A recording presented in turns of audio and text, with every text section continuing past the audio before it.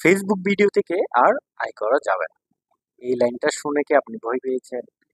তাহলে স্ক্রল না করে পুরো ভিডিওটা একবার দেখুন।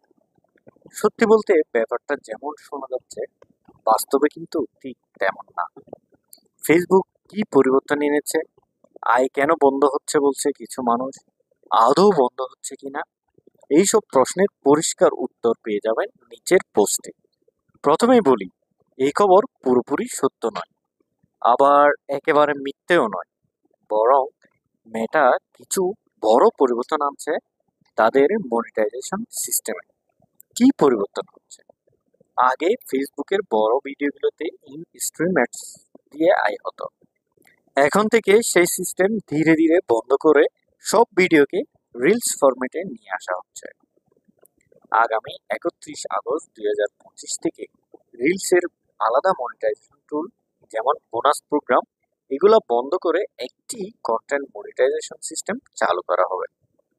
তাহলে আয় বন্ধ হচ্ছে না? একদম না। ভিডিও হোক বা রিলস, সব কন্টেন্টই এখন থেকে একই মনিটাইজেশন নিয়মে পড়বে। যারা ফেসবুকের নীতিমালা মেনে কাজ করছেন তাদের আয় বন্ধ হচ্ছে না, বরং পুরো বিষয়টা আরো সহজ ও গোছানো হচ্ছে। আপনার জন্য করণীয়: নিয়মিত কন্টেন্ট তৈরি করুন, কমিউনিটি স্ট্যান্ডার্ডস মেনে চলুন, মেটার ক্রিয়েটর স্টুডিও অর্থাৎ প্রফেশনাল ড্যাশবোর্ডে আপনার মনিটাইজেশন স্ট্যাটাস চেক করুন। হতাশ হওয়ার কিছুই নেই।